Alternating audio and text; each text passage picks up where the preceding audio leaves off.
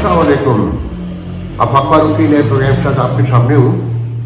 नाक मेरे तकरीबन दोनों ही बन रहे हैं, लेफ्ट का तो कम्प्लीटली बन रहा है पोल्यूशन की वजह से, कि दिन में 2 दफ़ा क्लीनिंग करवाने के बाद भी टेबल पर मिट्टी ऐसी जमी होती है कि जैसे कहीं किसी गंदे गार्बेज के ढेर पर रखी हुई है। पर इसी में जिंदा रहना है। जो टैबलेट में मेरे नाक में ऑलरेडी पालप है सीवियर। यूएस में मैं एक टैबलेट लेता था जो महीने में एक बार लेनी पड़ती थी, और अगर मैं वॉक करता रहूँ तो 3 महीने में भी नहीं लेना पड़ती थी। यहाँ वॉक करने के बावजूद डेली लेना पड़ती है, which is very dangerous tablet के आप उसे डेली नहीं ले सकते, मगर मेरे पास कोई रास्ता नहीं है।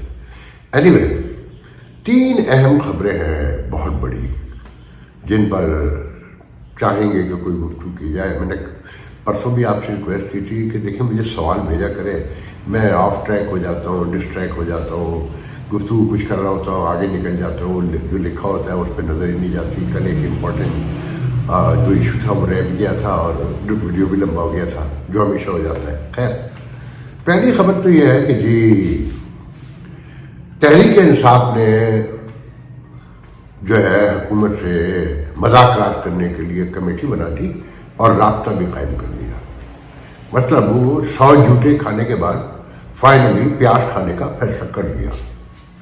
और खान साहब की पार्टी हमेशा से जब से वजूद में आई है यही करती आई है कि उसे लाख समझाओ कि आपको इसी निज़ाम में रहना है, इसी सिस्टम में, इसी स्टेटस को का हिस्सा बनकर रहना है, तो लो और दो स्वाप पर काम होगा। और दुनिया की वैसे भी हर जमहूरियत में होती है, ये झूठी जाली है, मगर यहाँ पर भी उसूल वही तय करेंगे। और कल ही कहा था कि अगर आप पंजाब में इलेक्शन असम्बली ना तोड़ते, KPK में ना तोड़ते, तहरीक बात पर पॉलिटिक्स करते और बाद में आर्मी चीफ की तकर्री पर ड्रामेबाजियाँ ना करते, तो जो खतरात आज आपको है वो भी ना होते और आप जेल में भी ना होते। और फिर 9 मई, फिर 26 नवंबर, ये सारी चीज़ें आपके गले पड़ चुकी हैं।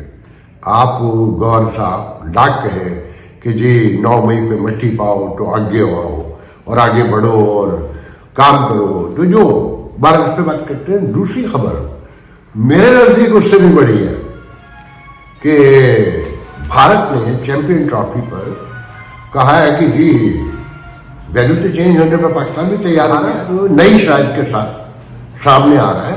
और अभी उसके स्ट्रेटेजी एक वो अपने मीडिया के थ्रू पहले सामने आता है, फिर ऑफिशियली बात की जाती है। वो कह रहा है कि जनाब वो अगर पाकिस्तान सेमीफाइनल या फाइनल में आएगा तो आकर इंडिया खेलना पड़ेगा।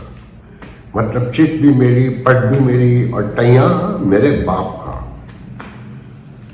मैं हैरान हूं कि इस दुनिया से लॉजिक के साथ मैनर्स, मोरलिटी, प्रिंसिपल सब उठ चुके हैं और माइट ही माइट रह गई है हर तरफ, जिसकी ताकत वो माशरे से लेकर रियासत तक और रियासत से ख़ानदान तक और ख़ानदान से एक घर तक और फर्द तक, जहाँ देखिए यही माइट रह गई है कि जिसके हाथ में पावर है बस वो कहता है कि अब टैया मेरे बाप का है।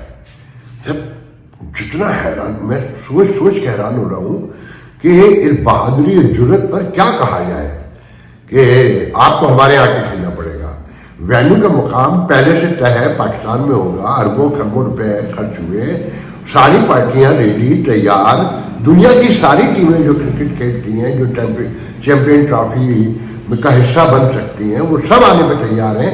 मगर वो अपना वेन्यू भी चेंज कराएगा, फिर अपने साथ पाकिस्तान का भी कराएगा और सारी शराइत अपनी मनवाएगा। और फिर साथ में कमाल धमकी है, कमाल, कि वरना कानूनी कार्रवाई होगी।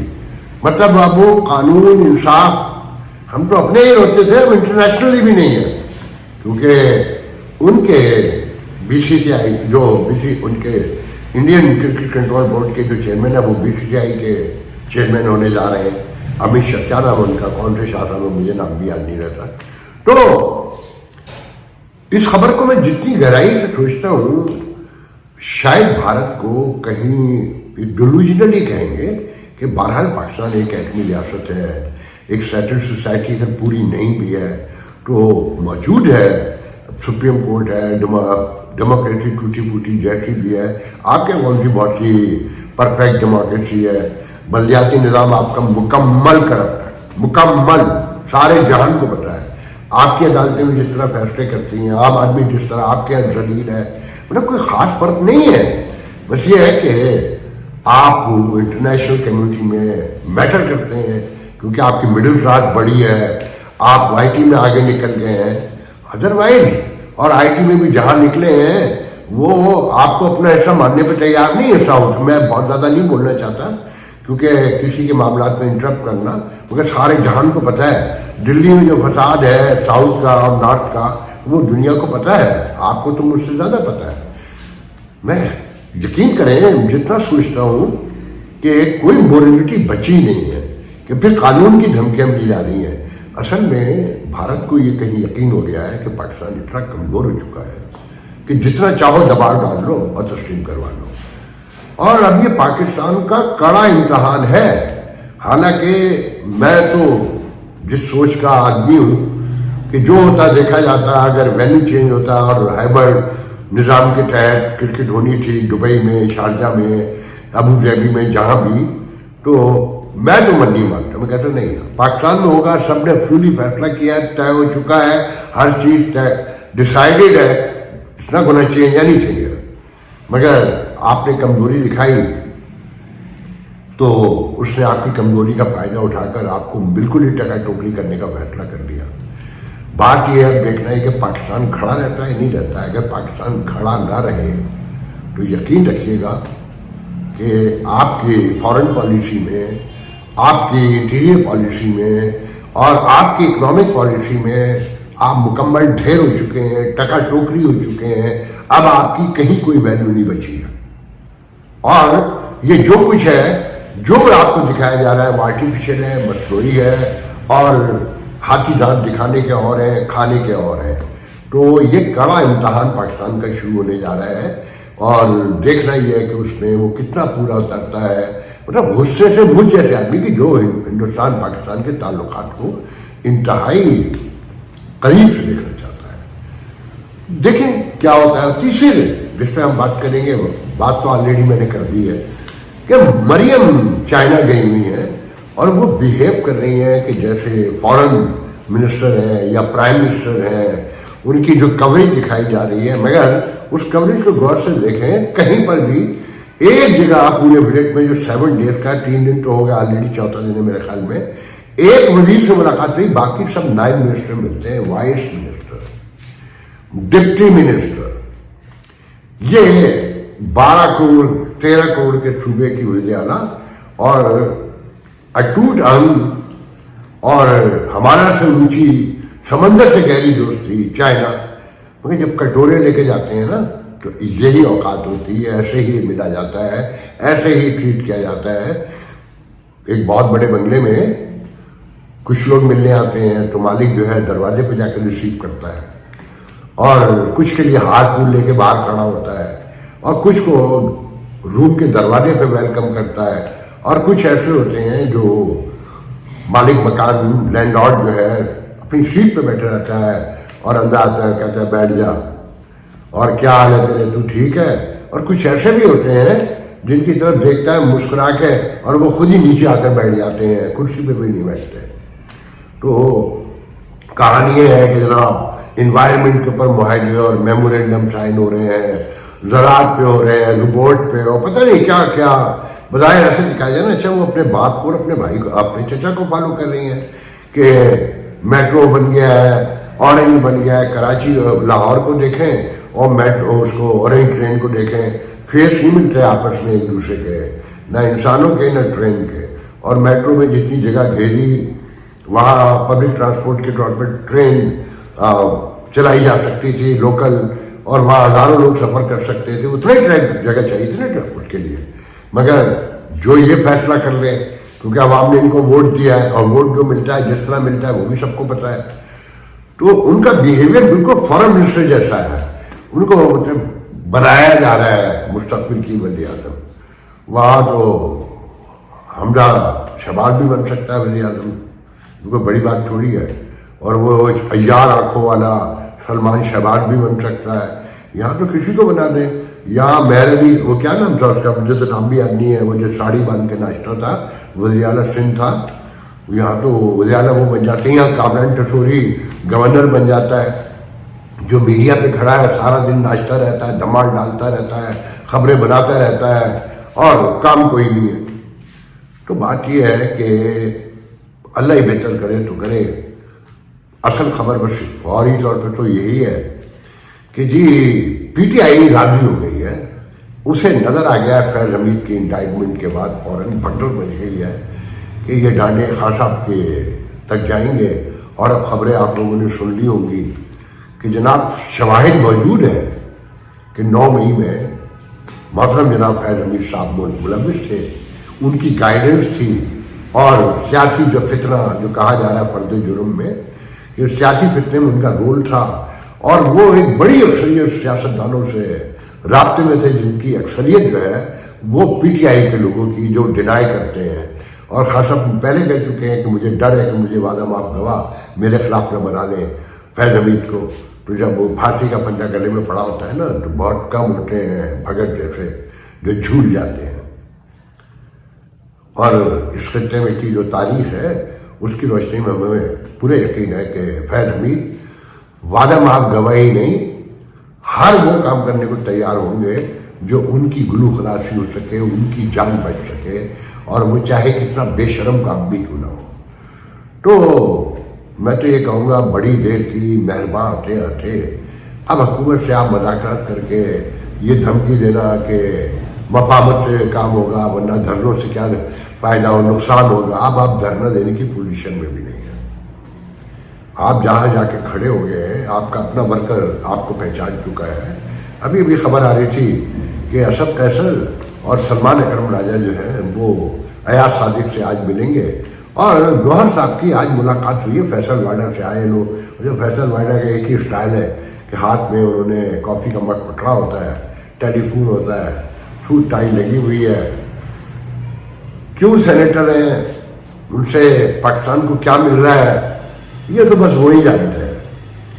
کہ کامران ٹسوری سے فیصل وائڈا تک ہزاروں لوگ ہیں اس سسٹم کو چلا رہے ہیں. بھارت ایسے تھوڑی غرور تکبر میں ڈوبا ہوا ہے اور کہہ رہا ہے تمہیں ہمارے یہاں کے کھیلنا پڑے گا. یہ ساری آنیاں جانیاں اور چالاکیاں یہیں آپس میں دکھائی جاتی ہیں، انٹرنیشنل کمیونٹی میں نہیں دکھائی جاتی.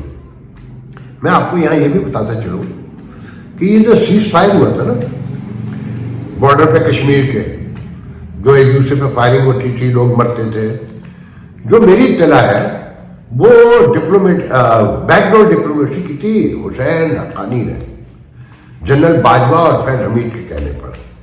انہوں نے یہ کام کروایا تھا. وہ حسین حقانی جسے غدار کہا جاتا ہے، جس کے خلاف میمو گیٹ تیار کیا گیا تھا اور راتوں رات میمو گیٹ غائب ہو گیا تھا، جو آج تک لوگوں کو، عام آدمی کو نہیں پتا وہ کیسے غائب ہوا تھا، کس کے اشارے پر غائب ہوا تھا.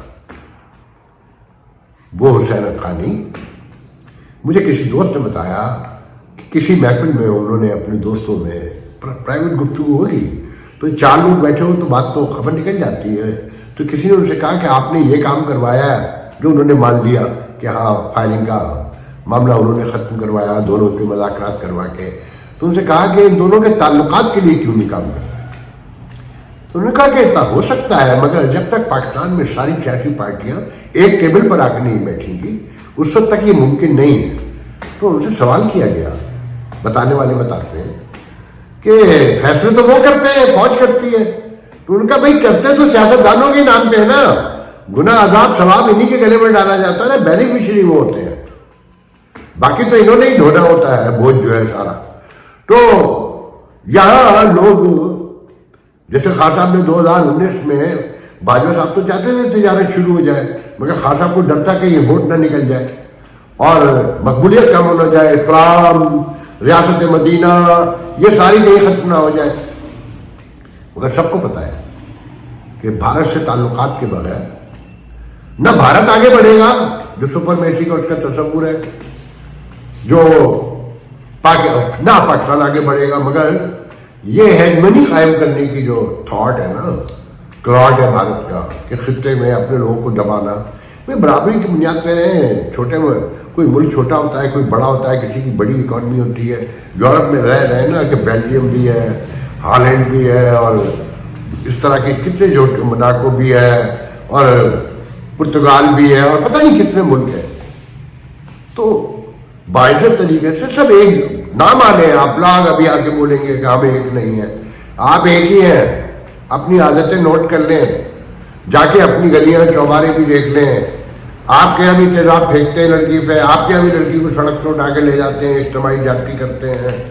آپ کے یہاں بھی لوگ بھوک سے مر رہے ہیں ایک چند کا. آپ کے یہاں بھی سڑک پہ بیٹھ کے خواتین جو ہے نا باتھ روم کے طور پہ یوز کر رہی ہیں. سب کچھ وہی ہے، مگر آپ نے ماننا نہیں ہے. آپ کا جو نیا نیا علوم ہے، اس خطے میں ذرا سا پیسہ کسی کے پاس آ جائے. جیسے میں کہتا ہوں کہ امریکہ میں اور ویسٹرن ورلڈ میں اگر کسی کی جیب میں بڑے لمبے پیسے ہیں تو وہ اتنا ہی ہمبل ہوگا. اور اس خطے کی شناخت یہ ہے کہ اگر جس آدمی کی گردن میں سید دیکھو سمجھ لو $2 نئے آ گئے. تو حسین حقانی جیسے لوگ موجود ہیں، مگر یہ جو غرور تکبر کے ساتھ بوٹ اور خود غرضی لالچ ہے کہ جناب ہمارے اقتدار ہاتھ سے نکل جائے. لوگوں کو سچ بتائیں کہ ہم ایک دوسرے کی کتنی بڑی ضرورت ہے یا ہماری کیا پوزیشن ہے. اگر کشمیر پہ بات بھی کرنی ہے تو چائنا کی طرح دیکھیں نا، تائیوان سے لے کر کتنے ایشوز پر ڈسپیوٹ ہے دنیا سے بھی اور علاقے کے لوگوں سے بھی. مگر سب سے کاروبار کر رہا ہے نا. اس انڈیا سے بھی کتنا بڑا ڈسپیوٹ ہے، اور انڈیا کے مذاکرات بھی ہو رہے ہیں، اور انڈیا بھی اس سے بڑا خوش ہے کیونکہ اسے پتہ ہے نا کہ یہ مجھ سے بڑی طاقت ہے. تو کمزور کو بہرحال کہیں نہ کہیں جھکنا تو پڑتا ہے. بتانا یہ چاہتا ہوں کہ جب تک یہ سیاسی تقسیم ختم نہیں ہوگی، اچھی بات ہے کہ خان صاحب کی پارٹی نے مفاہمت کا راستہ اختیار کیا ہے. اب حکومت کیا اسپیس دے گی؟ اصل بات تو یہ دیکھنے کی ہے نا، بڑا بھائی ہوتی ہے نا حکومت تو. مگر یہاں تو خود غرضی کی اعلیٰ مثالیں قائم کی جاتی ہیں کہ ابھی آ گیا چھری کے نیچے تو پورا ذبح کر دینا ہے. نہیں، ایک بہت بڑی پاپولیشن ان کے ساتھ ہے. پاپولرٹی بلکہ کہنی چاہیے انہی کے پاس ہے. اس پر جو ایمانداری کی باتیں ماننا پڑے گا. نہ مانے ہم ان کی سیاست کو تو اگر کوئی راستہ نکالنا پڑے گا. وہ قومی حکومت پر میں بات نہیں کروں گا. قومی حکومت پر جو مجھے نظر آتی ہے بننی تو ہے، یہی لوگ ہوں گے، یہی اسٹیٹس کو کنٹینیو کرے گا، اس کا کوئی فائدہ نہیں. قومی حکومت جب بنے جب یہ نظام بدلنے کی بات ہو جس سے عام آدمی کو کوئی فائدہ پہنچنے والا ہو. یہاں اعلانات کرنے سے، یہ بتانے سے کہ تعلیم بھی عام ہو رہی ہے، شعور بھی پھیل رہا ہے، دانش اسکول دنیا میں تباہی مچائے پڑے ہیں، لوگ فالو کر رہے ہیں. 50% سے زیادہ خواتین جو ہے نا مکمل جاہل ہیں، اور جو پڑھی لکھی ہیں ان کا بھی پتہ ہے، جو ہم پڑھے لکھے ہیں کہ تیسرا مرد پڑھا جاہل ہے. تو ہماری جو ایجوکیشن ہے اس کا بھی ساری دنیا کو اندازہ ہے. تو بیٹھے ہیں ضرور، مگر کوئی ایسا راستہ نکالیں کہ کوئی اس ملک میں پراسپیرٹی آئے، پیس آئے، کوئی سیاسی مفاہمت نظر آتی ہو، کوئی ایک قومیت کا تصور ابھرنے لگے جو مجھے ناممکن نظر آتا ہے. یا قومیت تو ایک 5 ہے، 6 نہیں، 8 ہے شاید کہیں. ایک قوم کا تصور تو بھول جائے. برسوں لگیں گے اگر آج بھی طے کر لیں سب بیٹھ کر کہ ہم ڈسکریمنیٹ نہیں کریں گے. سندھ میں میرے جیسا آدمی یہ کہتا ہے کہ نہیں جناب، یہ ایک قوم یہاں بن ہی نہیں سکتی. اس ایک کراچی میں رہتے ہوئے 1400 قومیں رہتی ہیں یہاں، اور جس کی حکومت ہے وہ کہتی ہے تم سب کمی کو مارو. تو دیکھیں آنے والے دنوں میں کیا چیزیں سامنے آتی ہیں. بہتری کی دعا کرنی چاہیے. مگر جو سچویشن ہے بس نظر رکھیں چیمپئن ٹرافی پہ انڈین اور پاکستان کے درمیان کیا فیصلے ہوتے ہیں، اس میں آپ کو پاکستان کا پورا مستقبل نظر آ جائے گا. آج کے لیے جان دیجیے، انشاءاللہ کل گفتگو ہو نہیں جانتا کرنا پیندا ہے، ہو نہیں جانتا کرنا پیندا، جیون دے لئی مرنا پیندا. خون کی بیماریوں میں مبتلا، زندگی کے لیے ترستے ہوئے تھیلیسیمیا، ہیموفیلیا اور بلڈ کینسر کے مریض منو بھائی کے بعد اب آپ کی شفقت چاہتے ہیں. انہوں نے ملک کے لیے بہت کچھ کیا. آئیے ہم بھی ان کی سندس فاؤنڈیشن کے لیے کچھ کریں. منو بھائی کے مشن کو آگے بڑھائیں. تو پھر آئیں آپ بھی اپنی زکوٰۃ عطیات سندس فاؤنڈیشن کو دے کر بچائیے کسی بچے کی جان. یہ علی ہے. علی کو تھیلیسیمیا ہے. آج اسے اپنی سالگرہ پر بلڈ ٹرانسفیوژن کے لیے آنا پڑا. سندس فاؤنڈیشن گزشتہ کئی سالوں سے تھیلیسیمیا کے شکار ہزاروں بچوں کی زندگی میں امید اور خوشیوں کے رنگ بکھیر رہا ہے. بھی آپ اپنی خیرات، زکوٰۃ اور عطیات سندس فاؤنڈیشن کو بھجوا کر ان بچوں کی زندگی کے ٹمٹماتے چراغوں کو روشن رکھیں.